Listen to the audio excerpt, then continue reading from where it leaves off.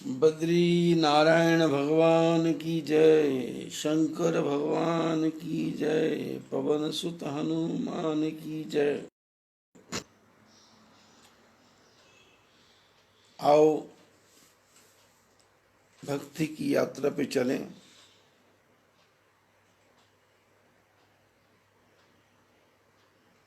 परमपिता परमात्मा के चरणों की तरफ ध्यान दें, जो हमारे जीवन के दैहिक दैविक भौतिक तापों को दूर करने वाले हैं।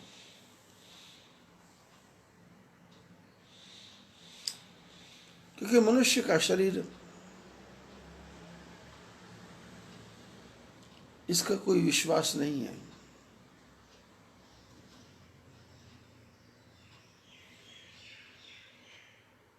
क्या भरोसा है इस जिंदगी का, साथ देती नहीं ये किसी का। शम्मा बुझ जाएगी जलते जलते, उम्र चली जाएगी ढलते ढलते, नाम रह जाएगा आदमी का।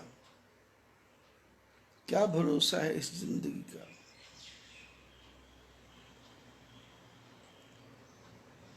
ये क्षण भंगुर है। मैंने 1 मिनट में, जैसे रेत की दीवार, जैसे रेत का महल, जैसे बर्फ का टुकड़ा, देखते देखते खत्म। जैसे पतीले में रखा हुआ अग्नि के ऊपर गर्म पानी उबलते उबलते चला जाएगा। धन यौवन उड़ जाएगा जैसे उड़त कपूर, मन मूर्ख गोविंद भज, क्यों काटे क्यों क्यों चाटे जगधूर। ये संसार की धूल को क्यों चाट रहा है।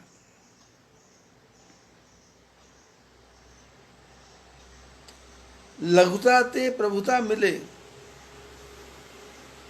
छोटे रहोगे बन के रहोगे तो बड़े बनोगे। लघुता ते प्रभुता मिले, प्रभुता से प्रभु दूर। छोटे बन के रहोगे तो बड़े बनने का चांस है, लेकिन यदि पहले ही अहंकार हो गया, प्रभुता ते प्रभु दूर। चींटी ने शक्कर चली और हाथी के सिर धूर। चींटी कितनी छोटी है, वो जब चलती है तो शक्कर के दाने को उठा करके चल पड़ती है, और हाथी कितना बड़ा मस्त है, उसके सिर पे धूल ही पड़ती रहती है।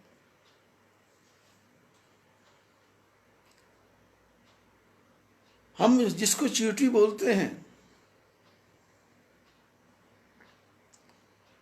कभी हमारे जीवन में हो गया होगा कि नमक और चीनी बाजार से लेकर के आया और दोनों के लिफाफे फट गए और नमक चीनी इकट्ठा हो गया। अब हमारे पास कोई भी टेक्निक नहीं है कि उसमें से चीनी अलग कर ले और नमक अलग कर ले। सिर्फ पटक के मर जाओ, एक दूसरे को दोष दो, तुमने किया, तुमने बिगाड़ा, लेकिन किसी के पास टेक्निक नहीं है कि चीनी को अलग कर दे और शक्कर को अलग, उसको नमक को अलग कर दे। अब वो तो फेंकने के ही काम आएगा, और क्या हो सकता है। लेकिन उसी चीनी नमक को आप थाली में या परात में कहीं खुली जगह पे रख दें तो 10-15 मिनट में चींटियां आएंगी और सारी चीनी को निकाल करके ले जाएंगी और नमक आपके लिए छोड़ देंगी। बोले ये नमक आपका है, चीनी हमारी।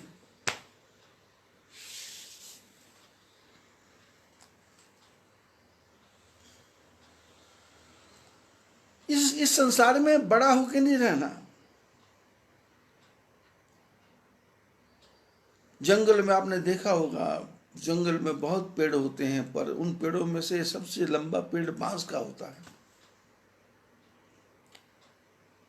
बांस बड़ाई बूढ़ हो, एकर बूढ़ न कोय। बोले बांस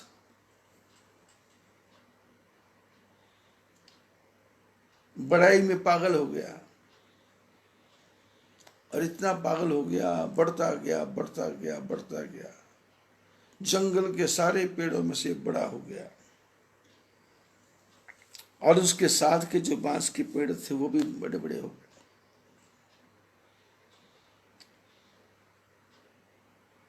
लेकिन अपनी बड़ाई में वो इतना अहंकारी हो गया कि चंदन के निकटे बसे पर बांस सुगंध न होए।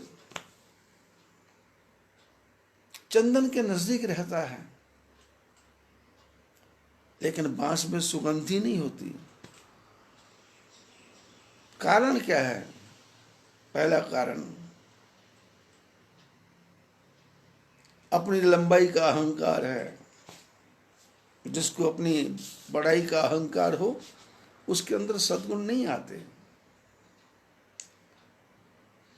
दूसरा, बांस के अंदर गांठ ही गांठ है, गांठ ही गांठ है, माने कपट, छल, दूसरे की बात को समझने नहीं है, गांठें डाल रखी हैं, अपने मन की गांठ। जो मैं करूं वही ठीक, जो मैंने बोल दिया वही ठीक, जिधर मैंने बोला वही पूरा। और तीसरा,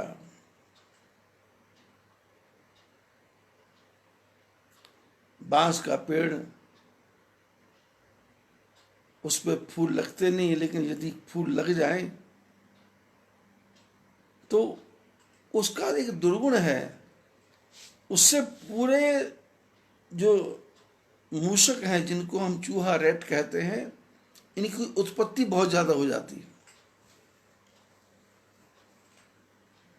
बांस पे फूल लगते नहीं, और यदि लग गए तो फिर, क्योंकि चूहों को इससे ऊर्जा मिलती है, तो इनके बच्चे, संतानें पैदा होती हैं, तो इनकी संख्या इतनी बढ़ जाती है कि ये बीमारी का कारण बन जाते हैं।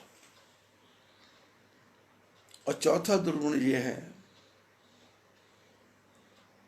कि ये, इसका प्रेम किसी से भी नहीं है। लंबे लंबे बांस के पेड़ जब आंधी चलती है तो एक दूसरे से रगड़ा खाते हैं, रगड़ा खा करके उसमें से चिंगारी निकलती है, और ये बांस का पेड़ खुद तो जलता है, साथ में अपने संबंधियों को भी जलाता है, और उसके बाद में पूरे जंगल को ही भस्म कर देता है। बांस बड़ा ही बूढ़ी हो, बांस के जैसा नहीं बनना, चंदन के जैसा बनना है।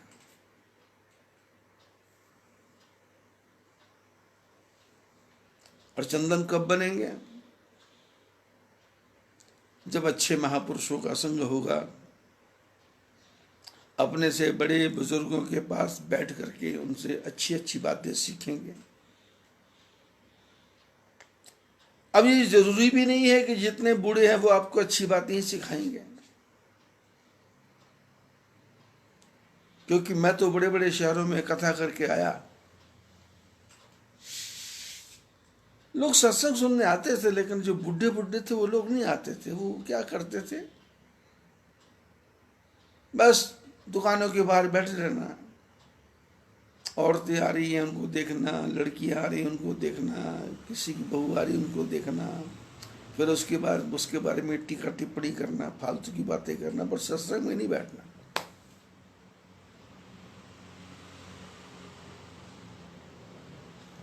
चार बुढ़े बैठ गए तो ताश के पत्ते निकाल दिए, चार बुढ़े बैठ गए तो वो शतरंज खेलना शुरू कर दिया, चार बुढ़े बैठ गए तो लूडो खेलना शुरू कर दिया, चार बुढ़े बैठ गए तो ज़मीन पे ही वो लाइनें मार करके उसमें वो कौड़ियाँ खेलना शुरू कर दिया, पर सत्संग नहीं सुनना। बूढ़ा बूढ़ गया ना, अहंकार में बूढ़ गया कि मेरे को ज्ञान की क्या जरूरत है, मेरे को तो ज्ञान मेरे मरने के बाद मेरा बेटा दे ही देगा। मेरे सिर पर जब डंडा मारेगा तो मेरे को ज्ञान तो पूरा आ ही जाएगा, इसलिए ज्ञान की आवश्यकता क्या है।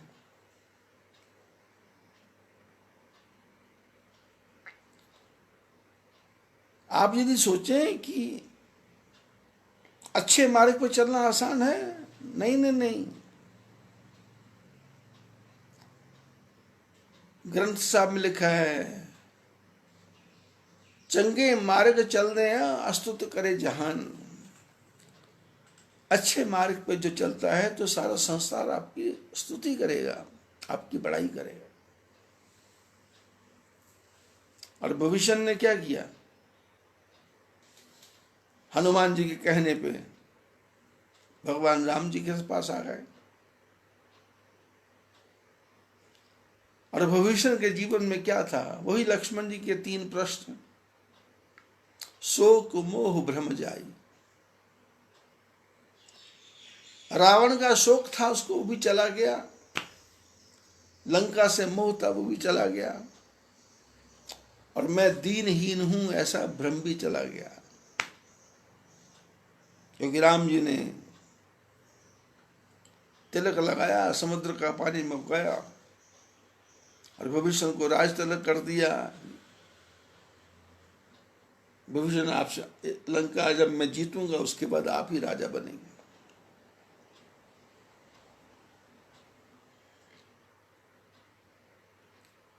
शंकर भगवान कहते, पार्वती ऐसे परमपिता परमात्मा अस प्रभु छाड़ भजिए जे आना, ते नर पशु बिन पूछ बिछाना। ऐसे परमात्मा को छोड़ करके जो दूसरे दूसरे पंथों की तरफ जाते हैं, मजहबों की तरफ जाते हैं या संस्थाओं की तरफ जाते हैं, वो बिना पूंछ के सींग के पशु के समान ही हैं।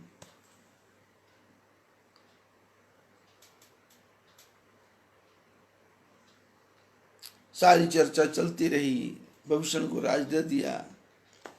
और उसके बाद में भगवान राम जी ने सोचा कि भाई ये विभीषण है, लंका में रहता है और समुद्र का किनारा है, तो ये लंका पार कैसे करते होंगे, तो इनको तो आइडिया होगा, इनको तो पता होगा, क्योंकि 24 घंटे समुद्र के बीच में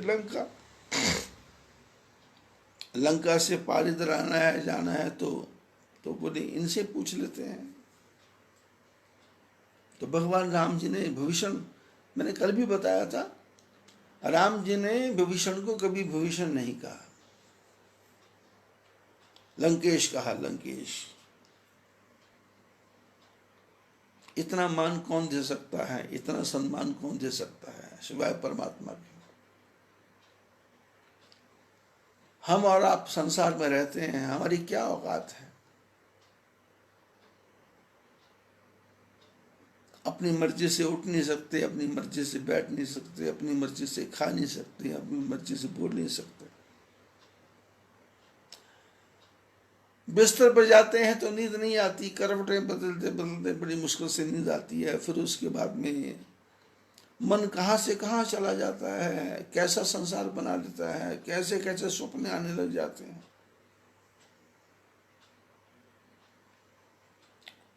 और ऐसे लोग सपने में आते हैं जिनको जिंदगी में कभी हमने देखा ही नहीं है, जिनके बारे में पता ही नहीं है।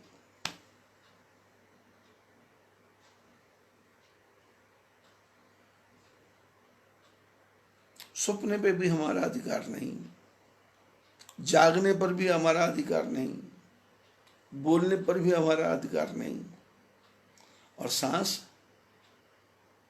सांस का तो भरोसा ही नहीं है। 1 मिनट में कब बंद हो जाए पता ही नहीं, 1 सेकंड।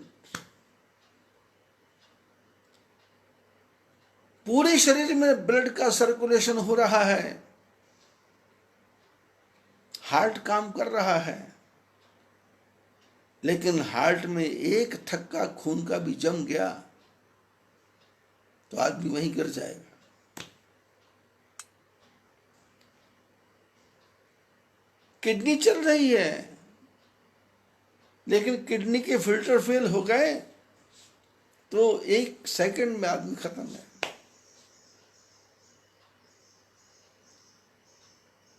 खून का थक्का दिमाग में जम जाए, ब्रेन हेमरेज हो जाता है, आदमी खत्म। सांस नहीं है, इतना ही नहीं है, खून का चलना भी रुक जाए। परम पिता परमात्मा की कितनी कृपा है, जिस दिन से हम पैदा हुए उस दिन से हार्ट वर्क कर रहा है, हार्ट काम कर रहा है। लेकिन कभी किसी दिन आपको हाथ में दर्द महसूस हो या दिल में दर्द महसूस हो तो लोग सलाह देते हैं डॉक्टर के पास जाओ, तो डॉक्टर बोलता है एंजियोग्राफी कराओ। एंजियोग्राफी में यदि कुछ कमी निकल गई तो बोले एंजियोप्लास्टी करवाओ।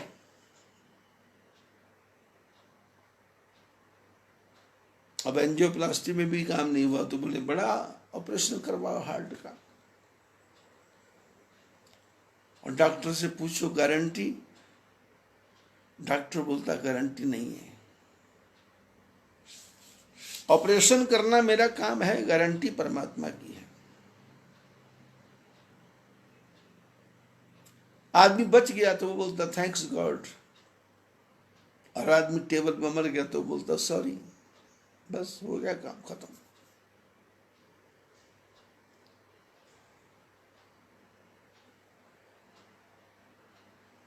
भगवान राम जब कृपा करते हैं, परमात्मा जब कृपा करते हैं तो इतनी ऊंची पदवी पर बिठा देते हैं कि आपको भरोसा ही नहीं होता कि मैं यहां तक पहुंच सकता हूं।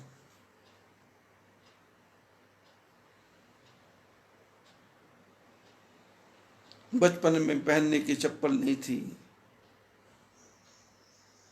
लेकिन आज 6-6 हजार का जूता पहन रहे हैं। बचपन में निकर फट जाती थी तो टाकी लगा देते थे, टाकी। लेकिन अब तो ब्रांडेड कपड़े पहनते हैं।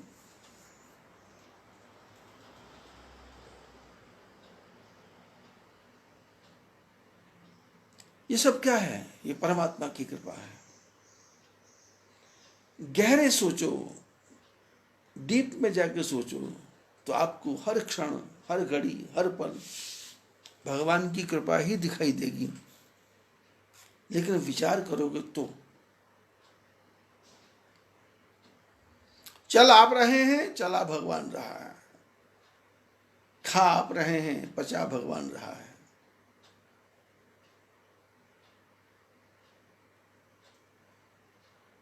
शरीर बता देता है मेरे को प्यास लगी है, शरीर बता देता है मेरे को भूख लगी है। ये कौन सी मशीनें परमात्मा ने लगाई होंगी शरीर के अंदर कि शरीर स्वयं बोलता है भूख लगी है, शरीर स्वयं बोलता है मेरे को प्यास लगी है।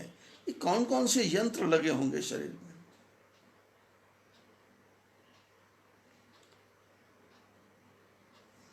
नींबू सामने आते ही मुंह में पानी आ जाता है। पानी पूरी का नाम लो तो मुंह में पानी आ जाता है। इमली का नाम लो तो मुंह में पानी आ जाता है। ये कौन से यंत्र है?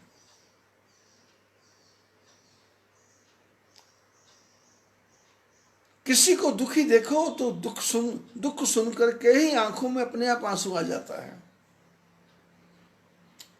और खुशी की बात हो तो भी आंख में आंसू आ जाता है। ये कौन सी मशीनें हैं?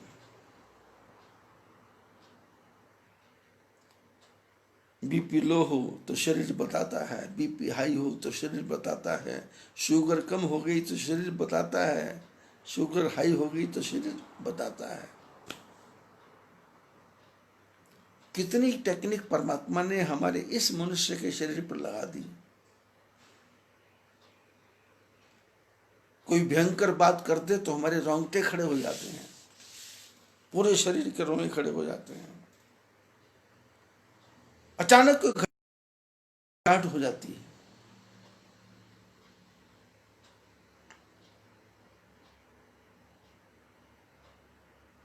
मैं तो कभी कभी विचार करता हूं कि परमात्मा को ये सब करने की जरूरत ही क्या थी? अकेले बैठे थे, बैठे रहते आराम से। पर हम तो मनुष्यों की बात करते हैं, यहां तो 84 लाख प्रकार के जीव हैं। 84 लाख प्रकार के जीव।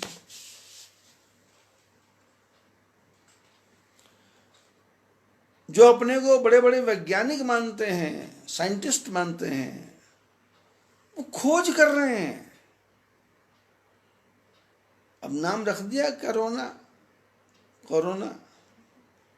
कोविड-19 नाम रख दिया, पर है क्या ये किसी को भी नहीं पता। लेकिन संत महापुरुष कहते हैं ये कुछ नहीं है, ये नमूनिया का ही बदला हुआ रूप है। जो हमको नमूनिया हो जाता है उसका एक बदला हुआ रूप है। हमने जो संसार में कार्बन डाइऑक्साइड फैलाई और ऑक्सीजन खत्म कर दी,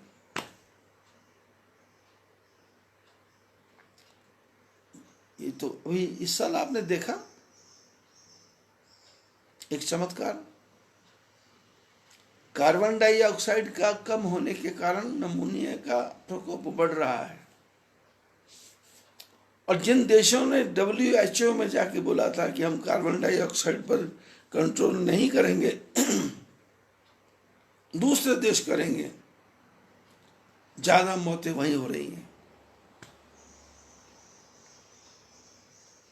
और धन्य है हमारी भारतीय सरकार।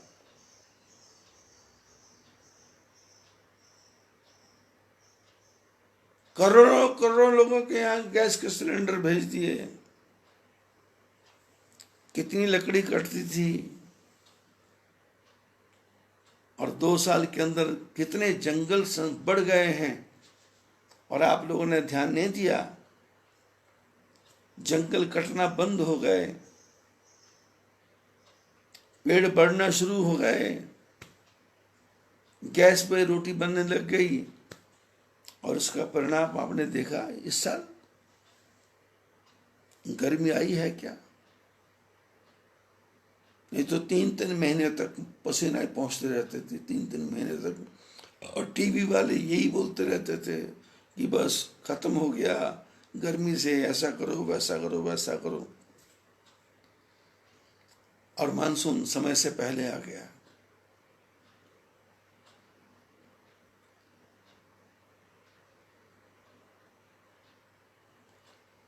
हमको तो आपको तो चिंता है। बड़े बड़े वैज्ञानिक लगे हैं कोरोना है क्या, और मैं कहता हूं ये कुछ नहीं है। ये भगवान का संसार को स्वच्छ करने का एक तरीका है कि भाई कुछ सीटें खाली करो, आगे चलो।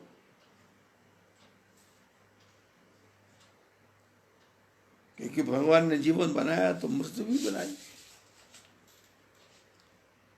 अब यदि मान लो भगवान एक बार काल को बोल दे कि किसी को मारना ही नहीं है,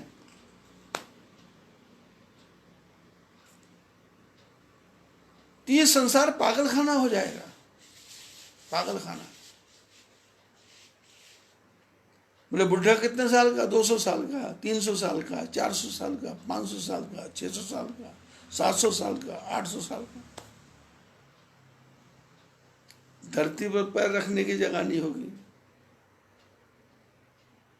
इसलिए भगवान ने कहा कि ट्रांसफर करते जाओ,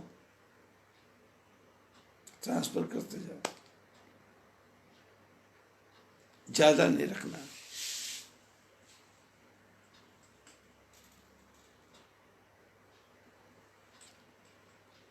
शास्त्र कहते हैं अस प्रभु छाड़, ऐसे परमात्मा को जो छोड़ेगा, भजई जे आना, उनको छोड़ करके दूसरों का भजन करने लग जाएगा। गुरु बना लिया, मंत्र ले लिया, फिर उसने कहा ठाकुर जी की मूर्ति को बाहर फेंक दो तो फेंक दिया। भगवान का भजन तुम नहीं, मेरे मंत्र का जप करो, इसमें सब काम हो जाएगा। कुछ नहीं होने वाला। विनाशकाली विपरीत बुद्धि, विनाशी होगा।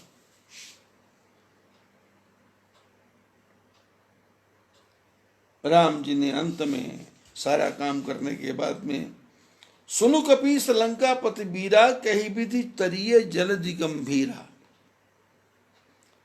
राम जी ने कहा, लंकेश आप समुद्र के किनारे रहने वाले हो और मैंने सुना ये समुद्र बहुत गहरा है, इसको कैसे पार करें?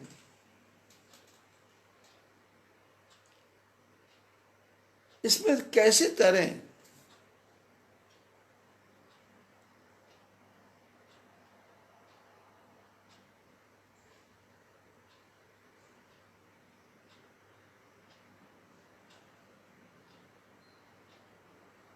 और इतना इतना गहरा समुद्र है कि इसमें तो बड़े बड़े मगरमच्छ हैं, बड़े बड़े जीव हैं। यदि हम तैर के जाएंगे तो कितने बंदरों को तो ये पानी के जीव खा जाएंगे।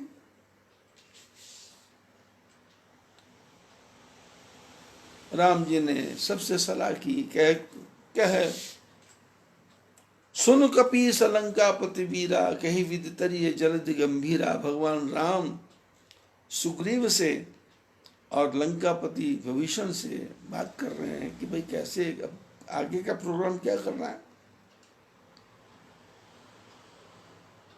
तो विभीषण बोले, कह लंकेश सुनु रघुनायक,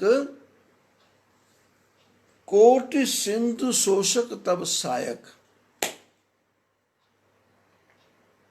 विभीषण जी ने कहा कि प्रभु आपके पास ऐसे बाण हैं कि एक ही बाण से आप एक समुद्र नहीं करोड़ों समुद्रों को सुखा सकते हो।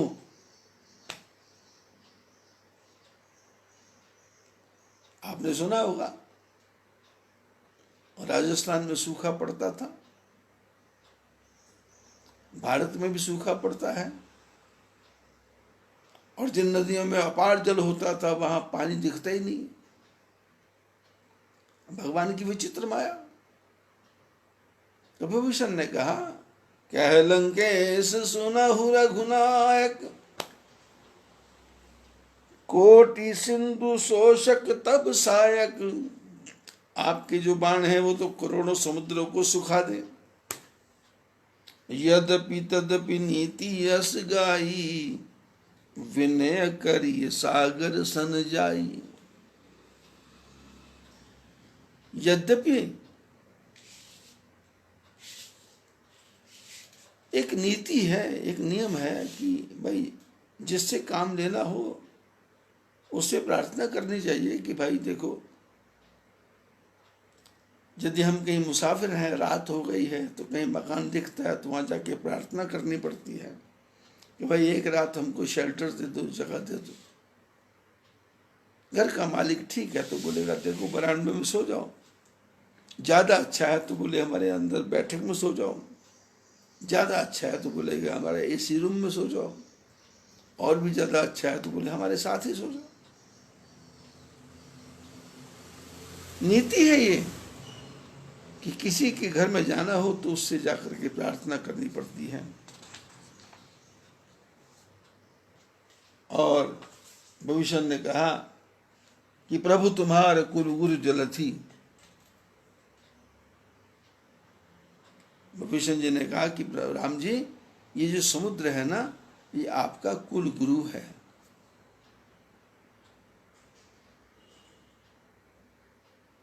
आपके कुल का गुरु है ये। प्रभु तुम्हार कुल गुरु जलधि, कह उपाय विचार। बिनु प्रयास सागर तरही, सकल भालु कपिधार। बोले ये आपके पूर्वज हैं समुद्र, क्योंकि सागर ने सागर बनाया।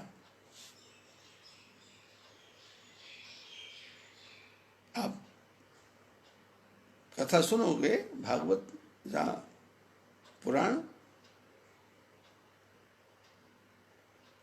सगर के 60,000 पुत्र, उसका बेटा असमंजस, उसका बेटा अंशुमान, उसका बेटा भागीरथ।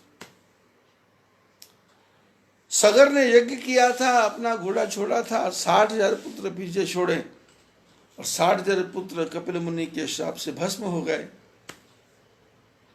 तो पुत्रों को ढूंढने के लिए घोड़े को छोड़ा था, घोड़ा को इंद्र चुरा के ले गया, कपिल मुनि के आश्रम में पाताल में जाके बांध दिया।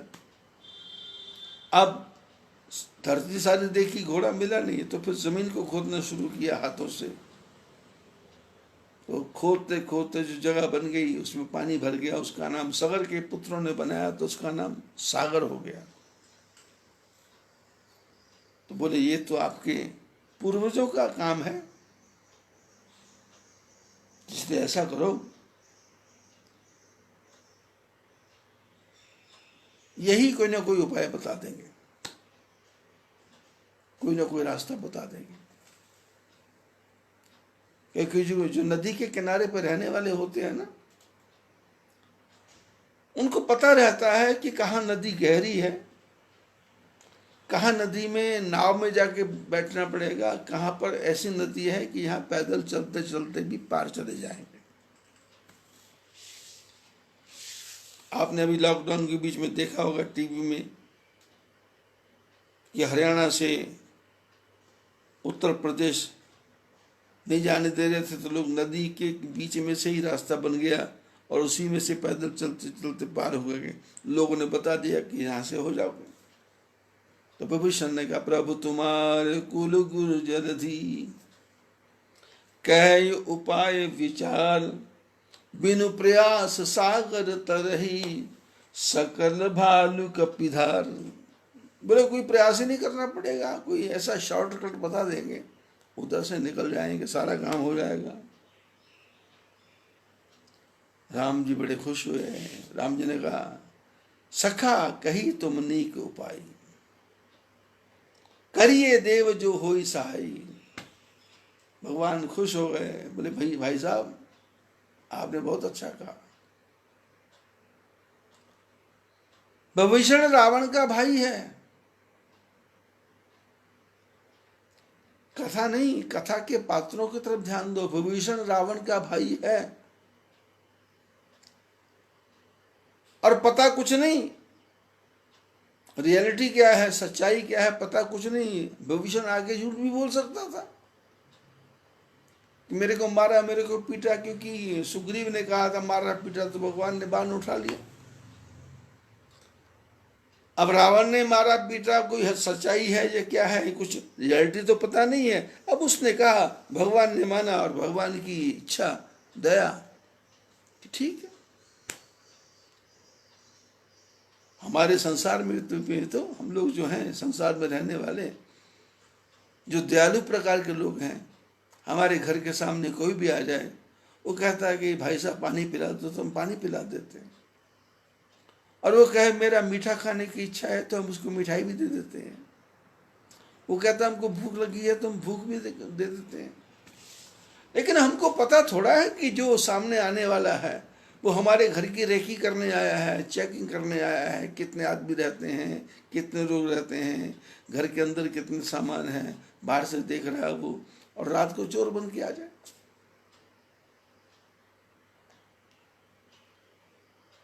और परमात्मा देखो कितने दयालु हैं। जिसका भाई सीता जी को चुरा के ले गया, उसके भाई से ही पूछ रहे हैं कि भाई बताओ क्या करना चाहिए। और जब उसने बताया तो भगवान राम जी ने कहा, नहीं भाई ऐसा नहीं, ऐसा नहीं, ऐसा नहीं। जैसे हम लोग करते हैं आपस में बात, कोई बात करते हैं, नहीं नहीं ऐसा नहीं, ऐसा। भगवान ने छूटते कहा, कही सखा तुम नीक उपाय, करिए देव जो होई सहाई। बोले तुमने बहुत अच्छा उपाय बताया, अब वही करेंगे जो देवता जिस प्रकार से हमारी सहायता करें। लक्ष्मण जी बैठे हुए थे। मंत्र न ये लक्ष्मण मन भावा। अब विभीषण जी ने तो सलाह दी, तो लक्ष्मण जी को लगा कि मंत्र दिया।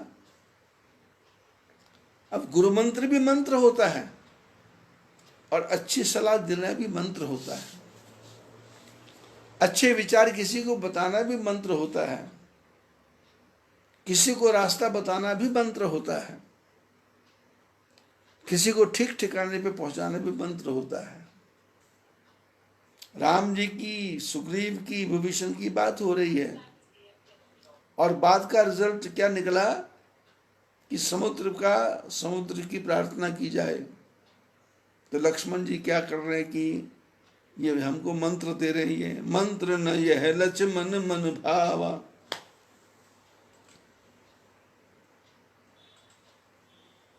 राम वचन सुनि अति दुख पावा।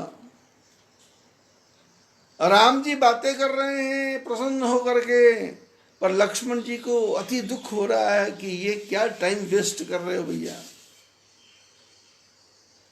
क्या समय खराब कर रहे हो। समुद्र रास्ता बताएगा, समुद्र सहायता करेगा। नाथ देव कर कवन भरोसा, सोशिये सिंधु करिए मन रोसा। लक्ष्मण जी ने एकदम टॉप क्लास सलाह दी, टॉप क्लास, टॉप क्लास। क्योंकि लक्ष्मण जी राम जी के साथ रहते हैं, उनको पता है राम जी क्या से क्या नहीं कर दें। और विभीषण ने भी ये कहा था कि आपके तो बाणों में शक्ति है, आप समुद्र सुखा सकते हैं और करोड़ों समुद्र सुखा सकते हैं। तो लक्ष्मण जी ने कहा कि नाथ देव कर कवन भरोसा। बोले ये देवताओं पर कब तक भरोसा करें। सोचिए सिंधु करिए मन रोसा, अपने मन में क्रोध पैदा करो और समुद्र को सुखा दो, समुद्र को सुखा दो। कादर मन करो एक विचारा, देव देव आलसी पुकारा। बोले जो कायर होते हैं, जो छोटी बुद्धि वाले होते हैं, उनका एक ही तरीका है, ये भगवान सहायता करेंगे, भगवान सहायता करेंगे, भगवान सहायता करेंगे। संतों ने कहा भगवान तो सहायता करेंगे, पर तुमको भी तो ताकत लगानी पड़ेगी। बचपन में संतों से कथा सुनी है कि एक आदमी बैलगाड़ी पर जा रहा था और बैलगाड़ी का चक्का फंस गया। अब काफी जोर लगाया पर चक्का निकला नहीं, तो ये वहां बैठ के हनुमान चालीसा का पाठ करने लग गया। लोग आए, बैलगाड़ी का चक्का टेढ़ा, बैल बेचारे फंसे हुए हैं और ये हनुमान चालीसा का पाठ कर रहा है। जय जय जय हनुमान गोसाई, कृपा करो गुरुदेव की नाई, जो शतबार पाठ कर सोई, छूटे बंदे मास कोई, जो जे पढ़े हनुमान चालीसा, होए सिद्ध साखी गौरीसा। तुलसीदास सदा हरि चेरा, कीजे नाथ हृदय में डेरा, पवन तनय संकट हरण। ये हनुमान चालीसा पढ़ रहा है। लोगों ने आकर देखा, भाई साहब क्या कर रहे हो। बोले चक्का फंस गया। बोले चक्का फंस गया तो क्या। बोले हनुमान जी को याद कर रहा हूँ। क्यों। बोले हनुमान जी ने इतने बड़े पहाड़ को उठा दिया, तो मेरे चक्के को भी उठा देंगे। लोगों ने कहा इसका दिमाग खराब हो गया, पागल हो गया है। अरे थोड़ा प्रयत्न कर, खड्डा वड्डा खोल और वो कर। जैसे हमारे आश्रम में एक पिछले साल वो ट्रैक्टर पानी लेने के लिए गया,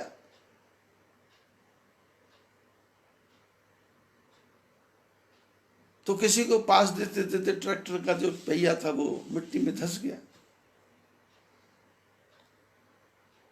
अब मैंने देखा नौकर आया नहीं, मैंने फ़ोन किया, बोले कहाँ हूँ। बोले जी मैं आश्रम में। मैंने कहा ट्रैक्टर। बोले वहाँ फंसा हुआ है। मैंने कहा यहाँ क्या करने आया। बोले आदमी को लेने आया। मैंने कहा क्या करेगा आदमी से। बोले धक्का लगाएंगे। मैंने कहा पानी का टैंकर भरा हुआ है, धक्का लगाएंगे। तो वहाँ जा करके जब मैंने देखा तो ट्रैक्टर फंसा हुआ है।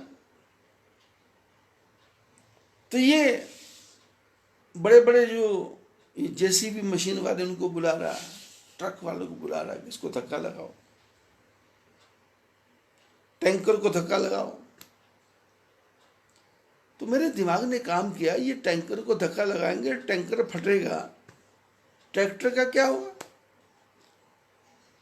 तो मैंने कहा भाई ट्रैक्टर में पानी टैंकर में पानी भरा है, उसका पानी निकाल दे,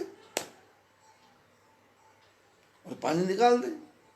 और पानी निकाल दिया, और जब पानी निकाला मैंने कहा ट्रैक्टर स्टार्ट कर। ट्रैक्टर स्टार्ट किया और वो टैंकर बाहर निकला है। मैं कहा जाकर दोबारा पानी भर के लिया। मतलब ये है कि यदि बुद्धि होगी तो काम हो जाएगा, और यदि बुद्धि नहीं होती तो टैंकर ही फट जाता था। दिमाग की जरूरत है, बुद्धि की जरूरत है। बुद्धिर्यस्य बलम तस्य निर्बुद्धिश्च कुतो बलम। जिसके पास बुद्धि है उसी के पास बल है, निर्बुद्धि के पास क्या बल है? लक्ष्मण जी ने कहा कादर मन कहो एक आधारा। जो आलसी आदमी हैं उनका एक ही आधार है कि भगवान ही हमारी सहायता करेंगे, भगवान ही हमारी सहायता करेंगे, भगवान ही हमारी सहायता करेंगे। अरे भगवान सहायता नहीं करेंगे सो नहीं सोनत बिहसी बोले रघुवीरा। लक्ष्मण जी की जब बात सुनी, क्योंकि वहां पर दो आदमी और बैठे हैं। एक है बाली का भाई सुग्रीव, एक है रावण का भाई विभीषण। तो राम जी लक्ष्मण से कुछ नहीं पूछ रहे, उनसे पूछ रहे हैं, क्योंकि उत्तम चाहे मान को मध्यम धन और मान। जो उत्तम प्रकार का भक्ति है आदमी है, वो मान को चाहता है, मान हो जाए, मेरी इज्जत हो जाए।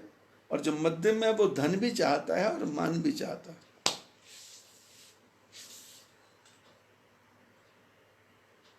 जैसे शास्त्रों में लिखा उत्तमा सहजावस्था मध्यमा ध्यान धारणा। उत्तम क्या है? वो सहज अवस्था। जैसे है साधु सहज समाधि भली, साधु सहज समाधि भली, उत्तमा सहजावस्था मध्यमा ध्यान धारणा। ये ध्यान धारणा करना, जैसे आजकल टीवी पे हर आदमी योग का गुरु बना हुआ है, योग का गुरु। और शास्त्रों में योग के बारे में ज्यादा चर्चा ही नहीं है।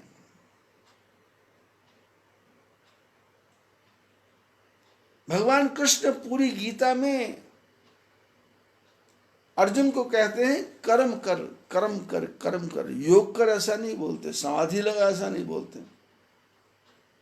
लेकिन आजकल तो टीवी पे सारे गुरु योग गुरु, जबकि शास्त्र कहता है उत्तम सहजावस्था। सहज अवस्था,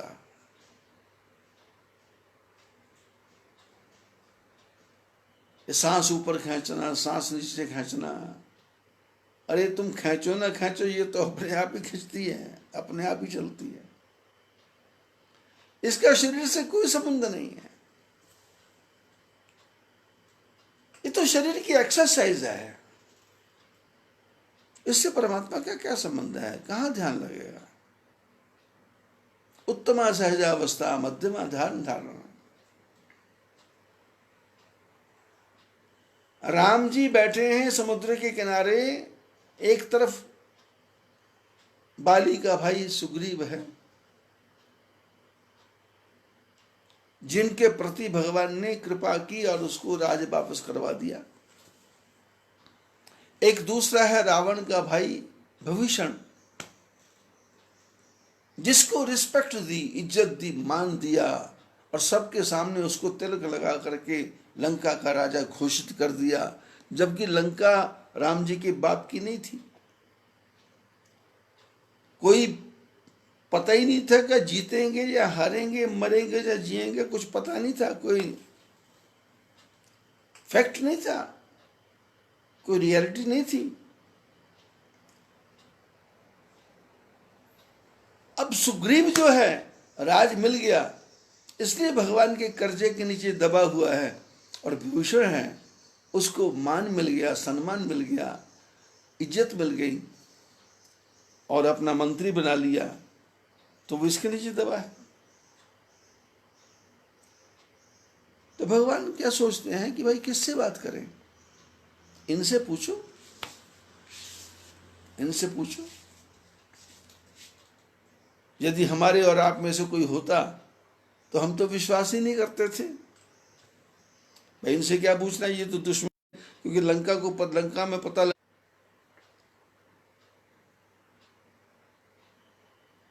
लंका वासियों को मालूम पड़ गया था, और उसके बाद ही तो विभीषण आए ना। तो ये भी तो हो सकता है कि रावण ने विभीषण को समझा के भेजा हो। यदि तर्क करने वाला कोई आदमी है तो सोच सकता है कि रावण ने भेजा हो कि अपना एक सीआईडी घुस जाओ, अपना गुप्तचर घुस जाओ, अपना आईएसआई का एजेंट घुस जाओ, अपना आईबी का इंटेलिजेंस ब्यूरो का एजेंट घुस जाओ और जा करके उनको ऐसा रास्ता बताओ जिससे सारे बंदर डूब के मर जाएं। तो लक्ष्मण जी सुन रहे हैं। राम जी का हृदय दूसरा है, लक्ष्मण का हृदय दूसरा है। जब जनकपुर में जब किसी से भी धनुष नहीं उठा,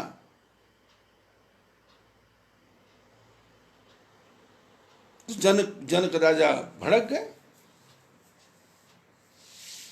उन्होंने कहा कि मेरे को लगता है कि धनुष को उठाने वाला कोई नहीं है। तजऊ आस निज निज गृह जाहू, लिखा ना विधि वैदेही विवाहू। बोले आशा को छोड़ करके अपने अपने घर को चले जाओ, मेरे को समझ आ गया कि मेरी बेटी का शादी उसके भाग्य में लिखी नहीं है शादी, इसलिए जाओ पर अपने घर।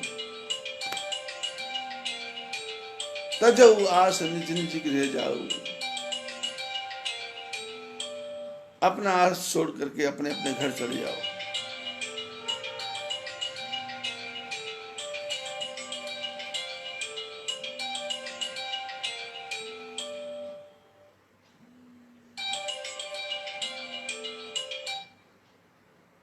लक्ष्मण जी ने सुना तो लक्ष्मण जी को विचार आया कि भाई राम जी बैठे हैं, ये कहता जाओ अपने अपने घर, ना कुछ खिलाया ना पिलाया। तो लक्ष्मण जी खड़े हो गए। लक्ष्मण जी ने शब्द कहे, वो शब्द बड़े जोरदार हैं। लक्ष्मण जी ने कहा कि यहां पर रघुवंशी लोग बैठे होते, वहां ऐसा कहने की किसी की हिम्मत नहीं होती। बोले ये धनुष क्या है, मैं सारी पृथ्वी को अपने हाथ से उठा दूंगा। धनुष नहीं, पूरी पृथ्वी को, धरती को हाथ से उठा दूंगा और योजन शत प्रमाण ले धावूं, और 100 योजन तक इस पृथ्वी को उठा के लेके जाऊंगा, क्योंकि भगवान शेषावतार हैं। और काचे घटे डारो फोड़ी, और पूरी पृथ्वी को कच्चे घड़े के समान फोड़ दूंगा। और ये धनुष जो है, इसको तो मैं मूली की तरह तोड़ सकता हूं। राम जी ने लक्ष्मण की तरफ देखा, क्या बोल रहा है? लक्ष्मण जी ने हाथ जोड़ के कहा कि जो तुम्हार अनुशासन पावो, यदि आपकी आज्ञा होगी तो।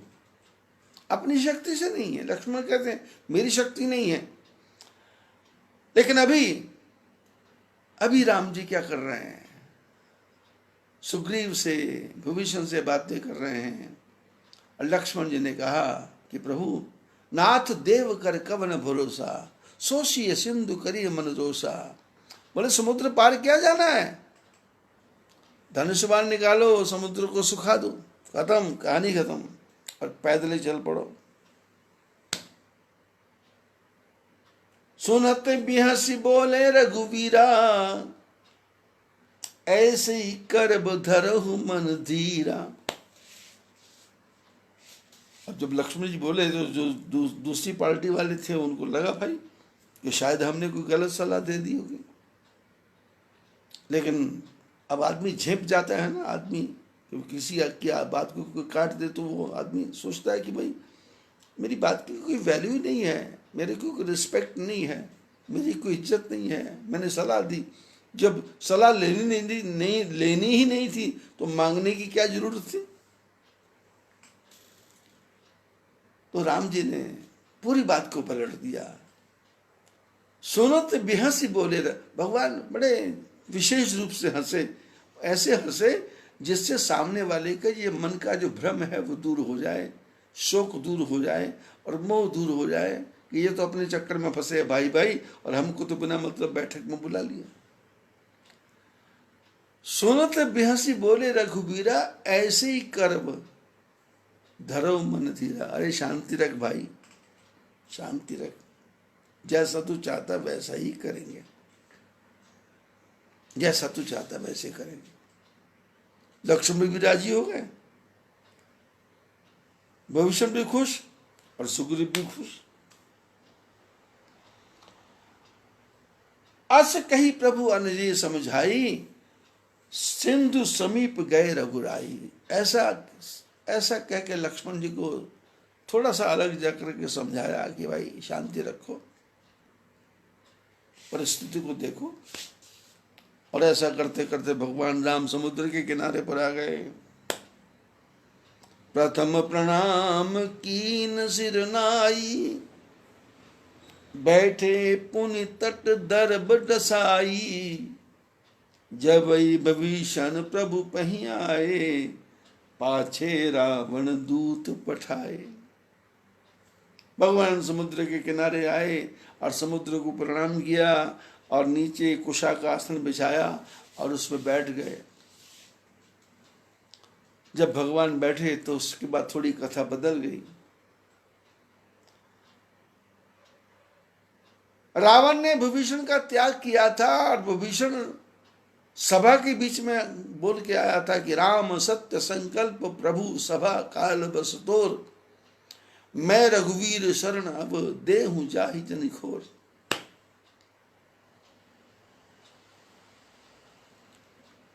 विभीषण ने रावण की सभा में कहा था मैं तो राम की शरण में जा रहा हूं, अब इसके बाद कुछ गलती होगी कमी होगी तो तुम भुगतना भाई, मैं तो जा रहा हूं।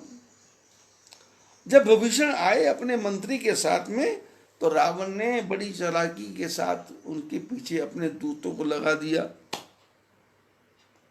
दूतों को लगा दिया। रावण के दूत हैं, वो तो आके हैरान हो गए, भाई ये कैसा आदमी है राम, ये रावण का भाई विभीषण आया, इसको इन्होंने अपना भाई बना लिया, अपना मित्र बना लिया, सखा बना लिया, तात बना लिया, और लंका का राज भी दे दिया। और रावण के बारे में बुरा शब्द भी कुछ नहीं बोला कि तेरा भाई खराब है, अच्छा हुआ तो मेरे पास आ गया, वहां रह के तेरा क्या फायदा था, वहां रहने से तुमको क्या लाभ था, कोई नहीं। और विभीषण ने कहा कि समुद्र से प्रार्थना करो, तो ये विभीषण की बात मान करके समुद्र के किनारे जाके बैठ गए। अरे दुश्मन के भाई की बात को मानता है क्या? पहले आदमी को देखता है, परखता है, 4 दिन रखता है। कोई भी नौकर भी हो, ड्राइवर भी हो या कोई मित्र भी हो, एकदम थोड़ा घर में एंट्री, थोड़ी परीक्षा लेता है, देखता भालता है। ये तो आया और आते ही जो इसने कहा राम जी ने कहना शुरू कर दिया।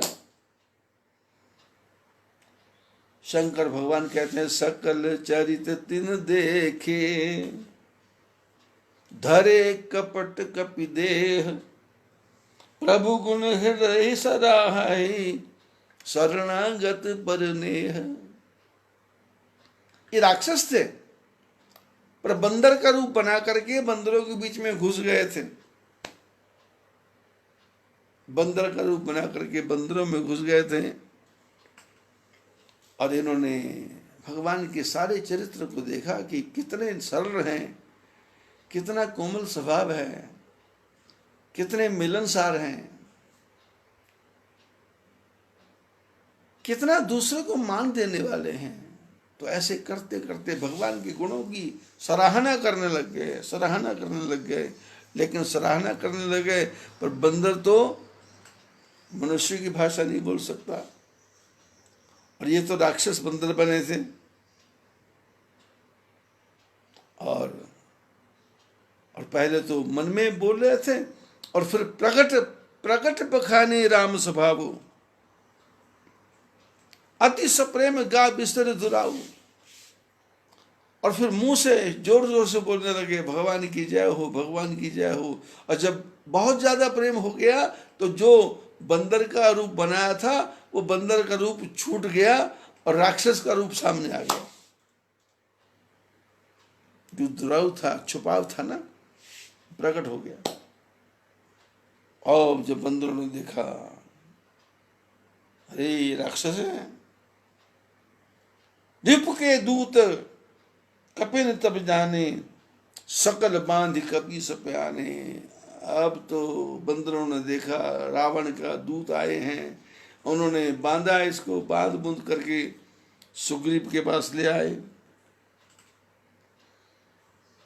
अब सुग्रीव जी के पास जब लाए, बोले कौन है? बोले रावण के आदमी हैं, ये गुप्तचर हैं। तो सुग्रीव जी को तो एक ही बात याद थी, एक ही बात याद थी कि जब हनुमान जी लंका से आए और लंका से आकर के सुग्रीव जी ने हनुमान जी से पूछा भाई वहाँ क्या क्या हुआ? बोले होना क्या था, मेरे को बांध के रख लिया, सभा में जाके खड़ा हो गया, मैंने बहुत समझाया और उसके बाद जब समझ आदमी वो रावण समझा नहीं तो उसने ऑर्डर कर दिया कि अंग भंग कर पठिए बंदर, इसका अंग भंग कर दो।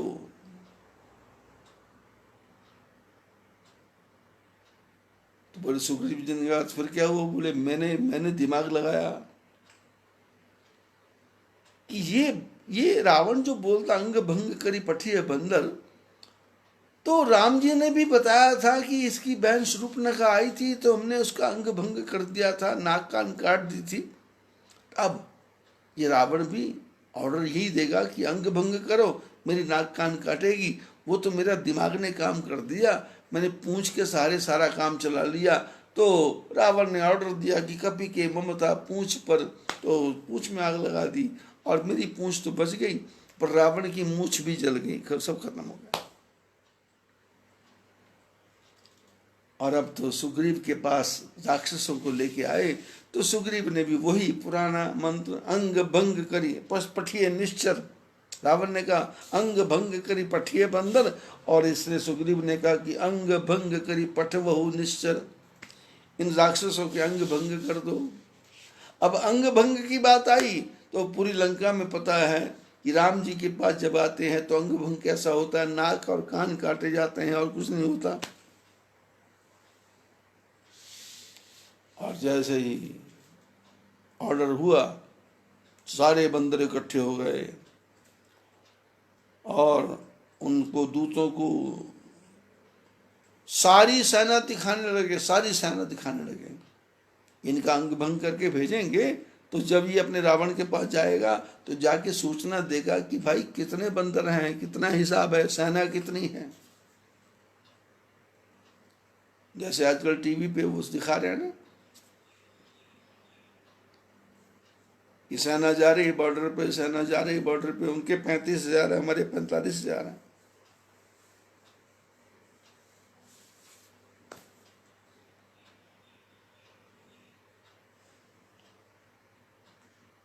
सुन सुग्रीव बचन कपिधाए, बांधि कटक चाहूं पास फिराए। दोनों को, राक्षसों को दोनों को पकड़ के बांध के, क्योंकि हनुमान जी को बांधा था तो इन्होंने कहा वही काम करो, बांधा और बांध करके सेना के चारों तरफ घुमाया, सेना के चारों तरफ घुमाया। अब कितनी सेना थी हिसाब लगाओ, कितनी सेना थी, पैर रखने की जगह नहीं थी और उनके चारों तरफ बंदरों ने घुमाया। घूमते घूमते घूमते घूमते थक गए। तो बंदरों ने सुना था कि जब हनुमान जी लंका में गए थे, रावण ने कहा था कि इसकी पूंछ में तेल बोरी पट बांध पुनि पावक देहु लगाई। बोले इसकी पूंछ में तेल डालो, आग लगाओ, कपड़ा डालो।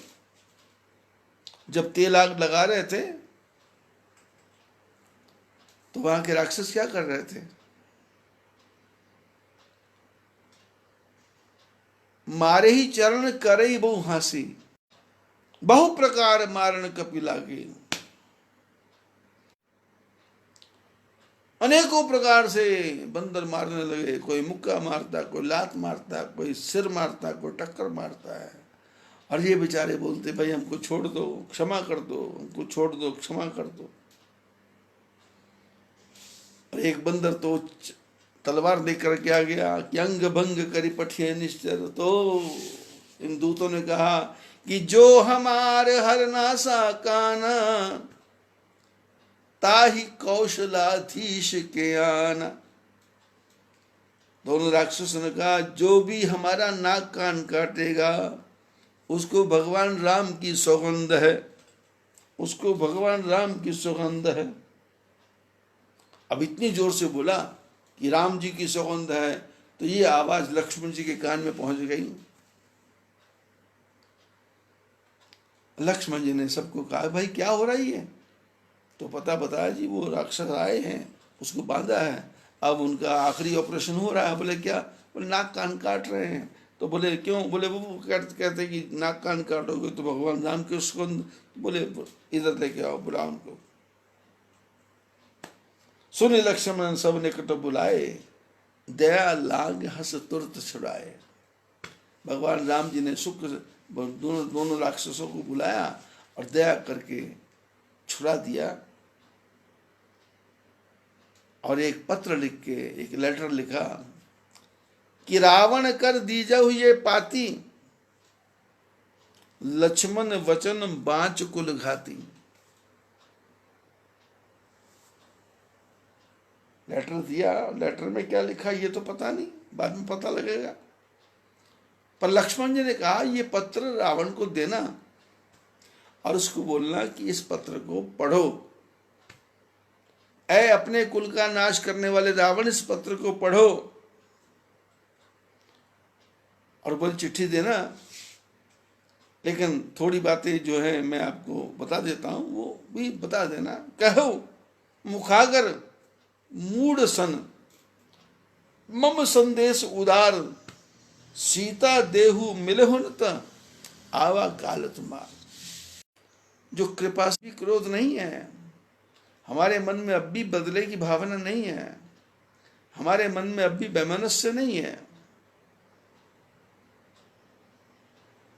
रावण को बोल देना सीता को वापस कर दे, नहीं तो तुमको तुम्हारा काल मिलने के लिए आ रहा है। तुरंत नाइला मद लक्ष्मण पद्मा था। दोनों दूतों ने लक्ष्मण जी के चरणों में प्रणाम किया और लंका की तरफ जा रहे हैं। दूत भगवान के गुणों का गान करते करते, भगवान के गुणों का वर्णन करते करते, ये कैसे परमात्मा है, कैसा उनका भाई है, कैसे बंदर हमको मार रहे थे, कैसे उन्होंने छुड़ा दिया, भगवान राम की कसम दिलाई और इतने में ही हमारी छूट हो गई। और राम जी का गान करते करते, राम जी का गान करते करते वापस आ गए। गए थे राक्षस, रावण रावण करते करते गए थे, लेकिन जब वापस आए तो राम राम करते वापस आए, राम राम करते।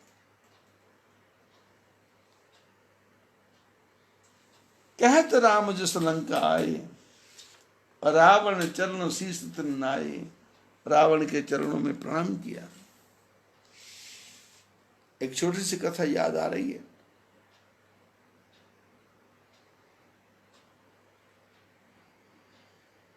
चैतन्य महाप्रभु उड़ीसा में, बंगाल में रहते थे।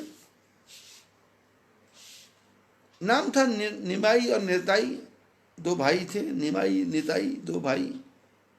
लेकिन चैतन्य महाप्रभु कहते हैं उनको, चैतन्य महाप्रभु।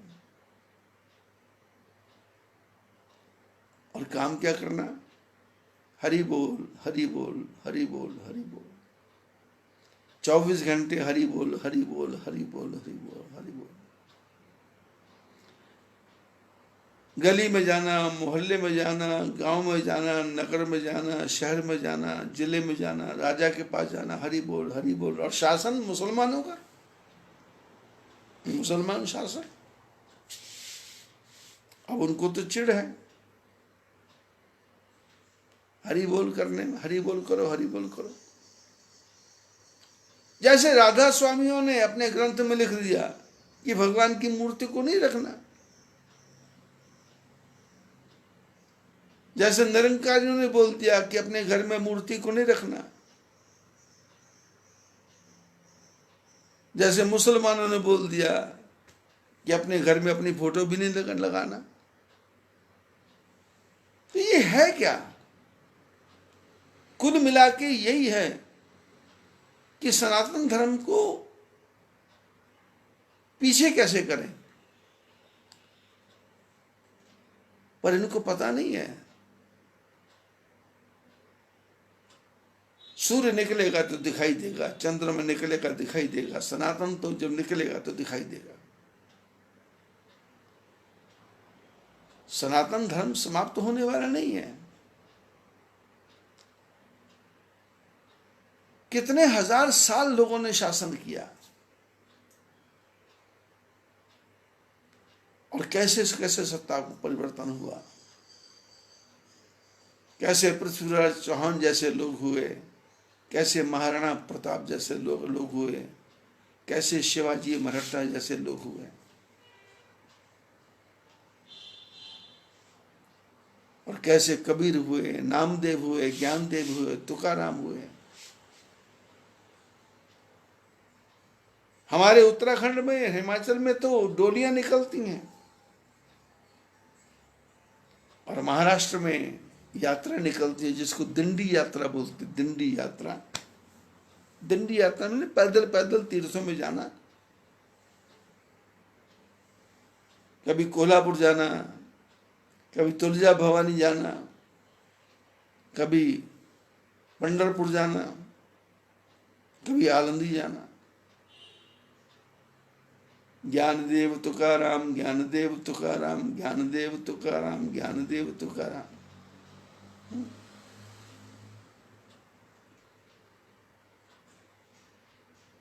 जय जय राम कृष्ण हरि, जय जय राम कृष्ण हरि, जय जय राम कृष्ण हरि। ध्वनि गाते जाना, बिट्ठल बिट्ठल बिट्ठल बिट्ठल बिट्ठल बिट्ठल बिट्ठल गाते जाना।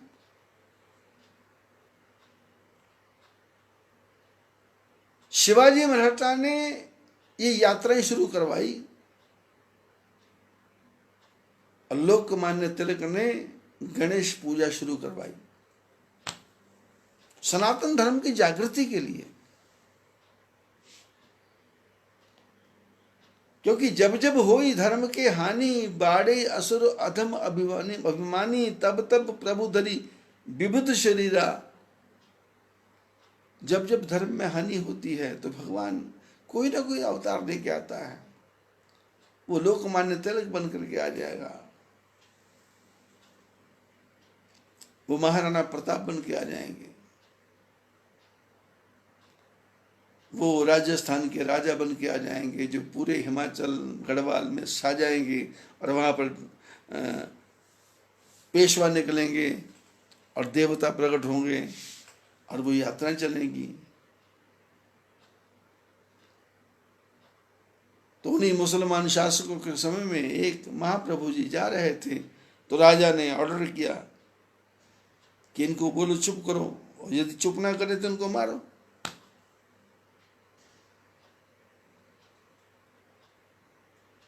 अब मारने के लिए चाबुक, हंटर, जिसको हंटर बोलते, चाबुक, निमाई निताई दोनों को मार रहे हैं। और जैसे मार पड़ती है वैसे हरि बोल हरि बोल चलते जा रहे हैं, हरि बोल चलते जा रहे, गिरते नहीं हैं, चोट नहीं लगती, चोट की आवाज़ तो आती है। मुसलमान जो मारने वाले दोनों हैं उनको पता है मार रहे हैं, इसको चोट भी लग रही है, लेकिन फिर भी ये भगवान का नाम नहीं छोड़ रहे, हरि बोल हरि बोल हरि बोल। और एक तो थक गया बेचारा, बोले मैं तो वापस जा रहा भाई, तू ही निपट। और दूसरा भी मारते मारते मारते मारते 2-4 किलोमीटर चला गया। और जब मारने पर कुछ नहीं बना तो इसने कहा भाई सुनो मेरी बात, अरे तुम ये बोलना बंद कर दो ना भाई, मैंने तुमको इतना मार दिया, तुम बोलना बंद कर दो ना। तो चैतन्य महाप्रभु बोले क्या बोलना बंद कर दें? बोले यही जो तुम बोल रहे हो। तो महात्मा जी ने कहा क्या बोल रहे हैं हम? बोले यही जो तुम बोल रहे हो। बोले भाई हम क्या बोल रहे हैं? तो बोले यही जो तुम हरि बोल बोल रहे हो। बोले क्या बोल रहे हैं? बोले हरि बोल। बोले क्या बोल रहे हैं? बोले हरि बोल। क्या बोल रहे हैं? हरि बोल। और इसने भी हरि बोल करना शुरू कर दिया। निमाई निताई ने भी हरि बोल करना शुरू कर दिया। हंटर कहाँ चला गया, और ये चलते चलते चलते चलते अपने आश्रम में पहुंच गए। अपने आश्रम में पहुंच,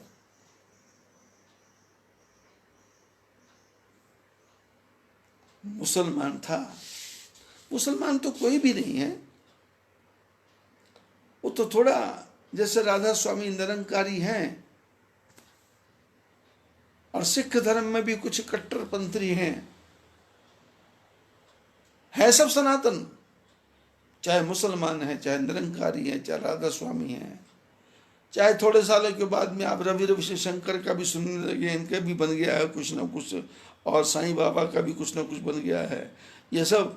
पर नहीं, चिंता मत करो, हमारे जैसे कई महात्मा लगे हुए हैं धर्म जागरण करने में, कि जागो उठो सावधान हो जाओ, इनके किसी के चक्करों में मत फंसो। अब ये मुसलमान जो मान रहा था, जिसको मुसलमान बनाया गया था जबरदस्ती, लेकिन अब अंदर तो नारायण बैठे थे, तो हरि बोल करते करते आश्रम में आ गया। जब आश्रम में आया तब इनको तो कोई पहचानता नहीं है नए आदमी को। अब चैतन्य महाप्रभु के तो हजारों शिष्य, अब हजारों शिष्य हैं, तो दिन रात वहां तो हरि बोल बोल हरि बोल, बोल हरि बोल, बोल हरि बोल, बोल हरि बोल, केशव माधव गोविंद बोल, बोल हरि बोल, बोल हरि बोल। मेरी नस नस बोले हरि हरि, मेरी नस नस बोले हरि हरि। अब ये नया शिष्य था, कोई जानता नहीं था, तो चैतन्य महाप्रभु ने कहा कि देखो घर जाओगे? बोले नहीं, अब घर नहीं जाऊंगा, आप ही के साथ रहूंगा। अब दूसरे शिष्यों को कहा इसको ले जाओ, तो शिष्यों ने कहा ना ना ना। जैसे हमारे धर्म, हमारे सनातन धर्म में भी कुछ ऐसे कट्टर लोग हैं जो यदि कोई मुसलमान बन जाए तो वो उससे घृणा ही करने लग जाते हैं। यदि कोई हमारा हिंदू लड़का किसी मुसलमान लड़की से शादी कर ले तो उसके परिवार का बाइकाट कर देते हैं। अब समझ ही नहीं आ रहा मेरे को कि बाइकाट किसका और कैसा बाइकाट।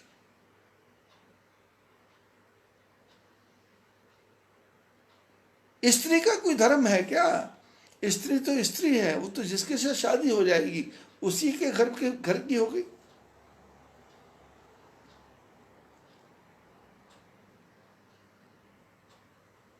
मैं शिलंग में गया था, शिलंग मेघालय। वहां एक सज्जन मिले, तो वहां सनातन धर्म की चर्चा हो रही थी। तो मैंने वहां देखा कि कई अग्रवाल लोगों ने वहां खसिया लोगों, खासी जाति है वहां, उन लोगों की लड़कियों से शादियां कर रखी। नागालैंड में गए तो नागा लोगों से शादियां कर लेते हैं। नेपाल में गए तो नेपाली लड़की से शादी कर लेते हैं, सिख हो चाहे अग्रवाल हो चाहे कोई भी हो, अब लड़की नहीं मिले। अब तो पंजाब में भी लोग उड़ीसा से लड़कियां लेके आते हैं, बंगाल से लड़कियां लेके आते हैं, बांग्लादेश से लड़कियां लेके आते हैं, शादी करते हैं। तो ऐसी चर्चा सनातन धर्म की चल रही थी। तो वो, अब मैं तो उस समय 25, 26 या 30 साल का हूँगा, और वो बेचारे बूढ़े थे, टेलरिंग का काम करते थे। अब सत्संग में आना हुआ तो अब सत्संग का प्रभाव पड़ा तो मित्रता हो गई, घर में आना जाना हो गया। एक दिन अकेले में बैठे थे हम दोनों, तो ऐसी चर्चा चली, भाई सनातन धर्म क्या है, औरत का धर्म क्या है। बोले तो उसने कहा कि औरत का कोई धर्म नहीं है। मैंने कहा क्यों? तो उन्होंने एक वो कोई छोटा सा वो सुनाया कि बोले एक लड़का कहीं बैठा था, अब लड़के बैठे थे तो बुढ़े भी बैठे थे, तो नया नया था तो लोगों ने परिचय पूछ लिया, बुढ़े लोगों ने, भाई तुम कौन हो,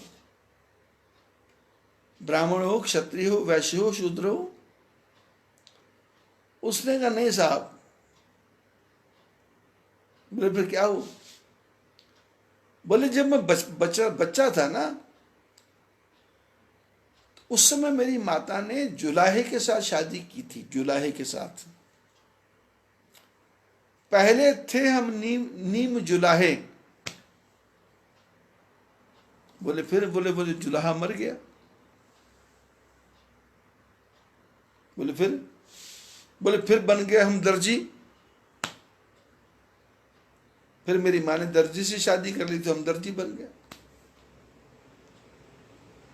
बोले अब क्या है? बोले घूम घाम के सैयद बन गए। वो दर्जी भी मर गया तो मेरी माँ ने मुसलमान से शादी कर दी तो हम सैयद बन गए। तो उन्होंने पूछा आगे का क्या प्रोग्राम है? बोले प्रोग्राम क्या है? बोले आगे अम्मा की मर्जी, आगे माता जी की मर्जी है, यहाँ जाएगी वही हम बन जाए।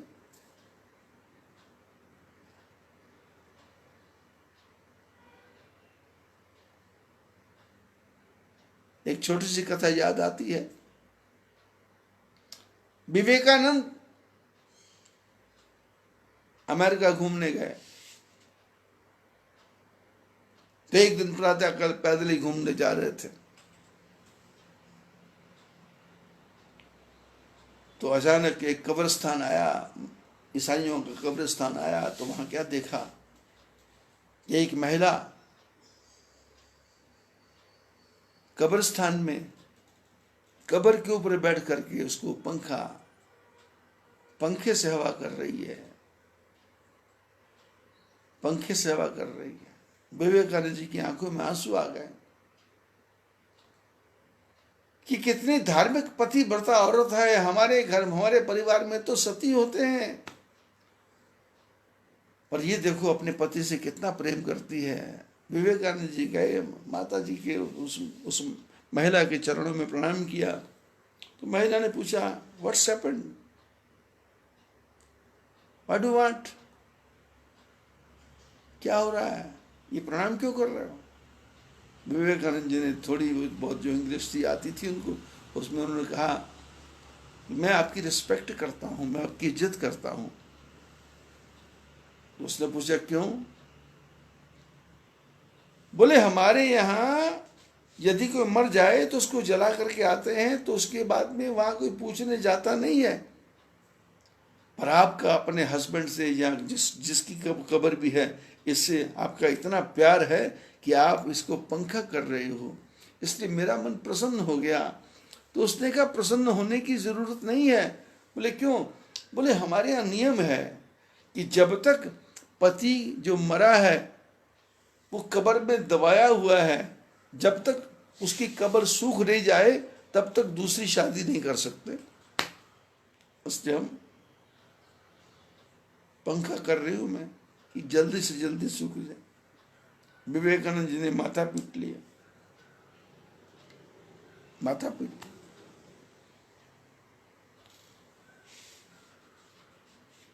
संतों ने दंडी यात्रा शुरू की। ये जो मारने वाला था चैतन्य महाप्रभु के साथ में आश्रम में पहुंचा। आश्रम के लोगों ने बहिष्कार कर दिया, पर चैतन्य महाप्रभु ने कहा नहीं नहीं, मेरी कुटिया में रहो, यहीं रहो कुटिया में।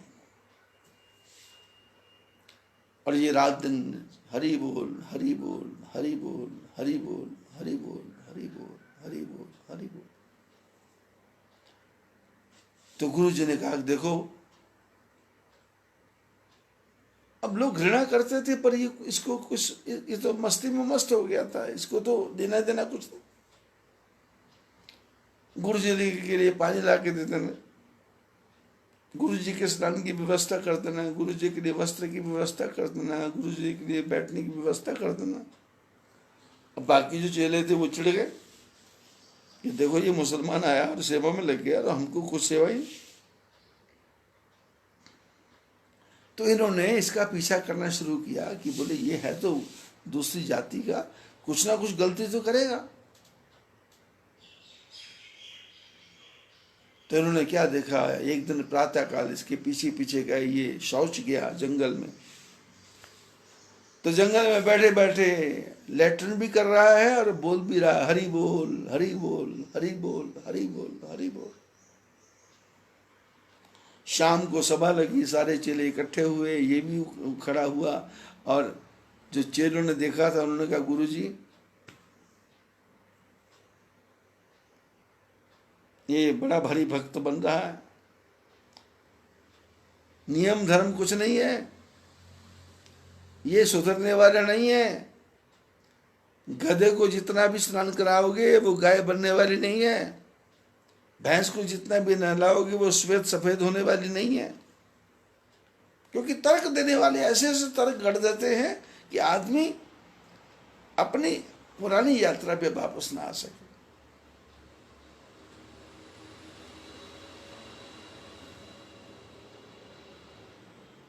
पुरानी यात्रा पे वापस ना आ सके। तो चेलों ने कहा, गुरु जी ने कहा चेलों से, भाई क्या बात हुई? बोले आपने हरि बोल कहा, पर कुछ नियम भी तो बनाए हैं। बोले हाँ। बोले ये टट्टी कर रहा था वहां, और टट्टी करते करते हरि बोल बोल रहा था, भगवान का नाम बोल रहा था। गुरु जी ने कहा ठीक है मैं समझा दूंगा, आप लोग जाओ। अब वो शिष्य आया और आकर के गुरु जी को प्रणाम किया। गुरुदेव ने कहा बेटे भजन ठीक चल रहा है? बोले हाँ। भोजन ठीक मिल रहा? बोले हाँ। किसी प्रकार का कोई कष्ट तो नहीं है? बोले बिल्कुल नहीं है। हरि बोल हरि बोल हरि बोल। गुरु जी ने पूछा तुम ये हरि बोल जब स्नान करते हो तो कब बोलते हो क्या? बोले हाँ। भोजन करते समय? बोले बोलते हाँ। सोते समय, जागते समय? बोले सब जगह। तो गुरु जी ने कहा जब तुम शौच जाते हो, लैट्रिन जाते हो, तो वहां भी? बोले हाँ गुरु जी, मैं तो वहां भी हरि बोल बोलता। तो गुरु जी ने कहा बेटा देखो ऐसा है, हर समय बोलो, पर जब शौच जाओ तो उस समय मत बोलो। बोले जैसी आ गया गुरुदेव।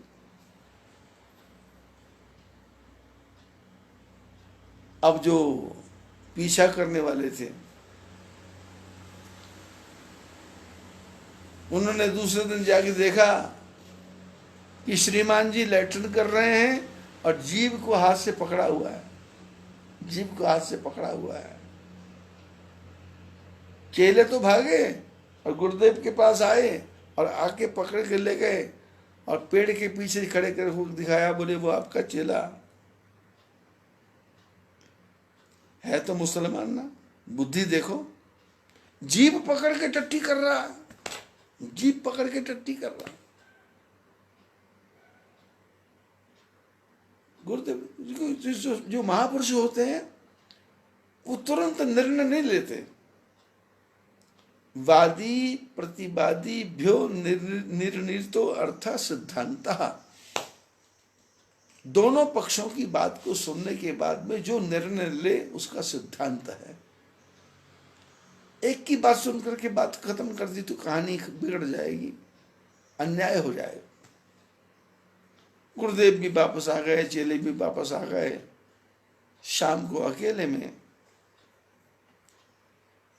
चैतन्य महाप्रभु ने बच्चे को बुलाया और बुला के कहा, बेटे सब ठीक चल रहा? बोले हाँ।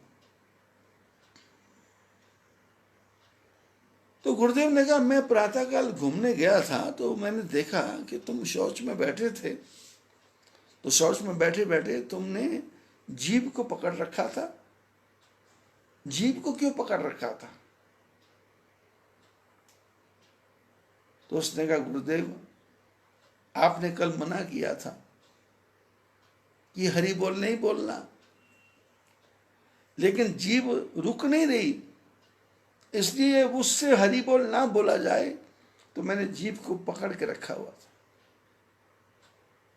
चैतन्य महाप्रभु की आंखों में आंसू आ गए। बोले, बेटे तू तो हमारे से भी आगे निकल गया, हरि बोल हरि बोल हरि बोल।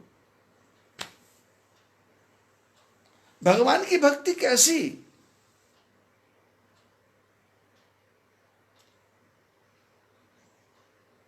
लोग कहते ध्यान नहीं लगता,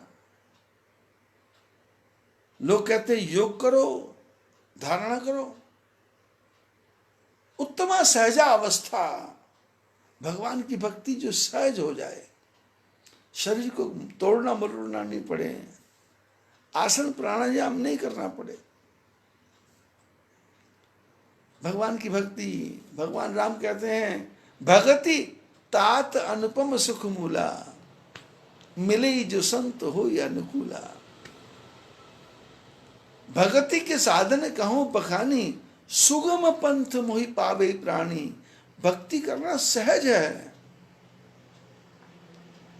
ये योग गुरु है ना, ये योग गुरु नहीं है, ये पैसा बनाने की मशीन है।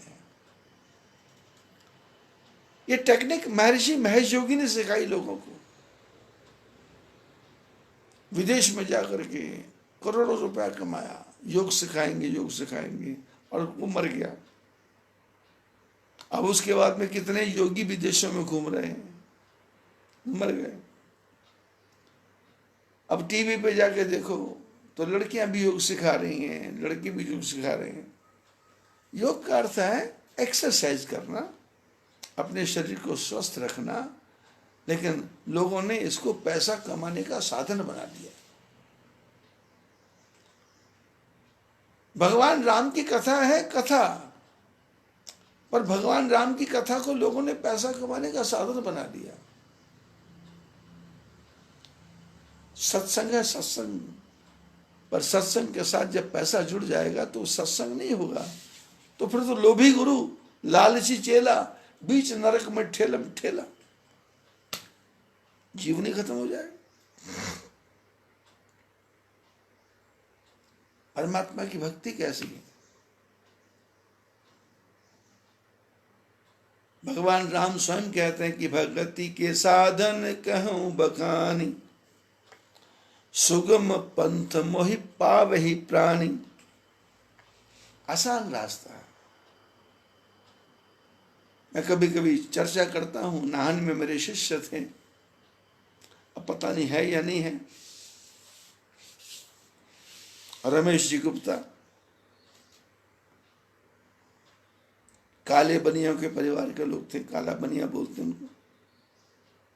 उनको मैंने गुरु मंत्र दिया, तो जब एक बार मेरे को मिले, बोले गुरुजी थोड़ी मेरे मंत्र सुन लो। मैंने कहा सुनाओ। सुनाया। बोले महाराज मैं जप करता हूं। मैंने कहा कब? बोले 24 घंटे, लेकिन मेरे को एक परेशानी है। मैंने कहा क्या? बोले जब मैं लैट्रिन में बैठता हूं तो भी मंत्र चलता रहता है। तो मैंने कहा परेशानी क्या है इसमें? अच्छी बात है। मैंने कहा जब लैट्रिन जाते हो तो सांस बंद करके बैठते हो क्या? बोले नहीं। मैंने कहा सांस आती जाती है? बोले आती जाती है। मैंने कहा सांस आती जाती है तो भगवान के नाम को भी आने जाने दो, क्या फर्क पड़ रहा है? सुगम पंथ है, आसान, और ऐसा आसान पंथ है कि लगन तुमसे लगा बैठे, जो होगा देखा जाएगा। तुम्हें अपना बना बैठे, जो होगा देखा जाएगा। हमें डर था कि ये दुनिया हमें बदनाम कर देगी, शर्म अब बेच खा बैठे, जो होगा देखा जाएगा। लगन तुमसे लगा बैठे, जो होगा देखा जाएगा। भगवान की भक्ति अनुपम सुखों का मूल है। और ये रावण के दूतों ने जब आए थे लंका से, तो रावण रावण करते आए। जब राम जी का दर्शन हुआ, राम जी ने विभीषण के साथ जो व्यवहार किया, और उसके बाद में बंदरों ने जो व्यवहार किया, उसके बाद में लक्ष्मण जी ने जो इन पर कृपा की, तो मन बदल गया। अब मन में रावण नहीं है, अब मन में मेरो मन राम ही राम रटे रे, मेरो मन राम ही राम रटे रे। आज बस इतना ही, बाकी बातें कल। बद्री विशाल भगवान की जय।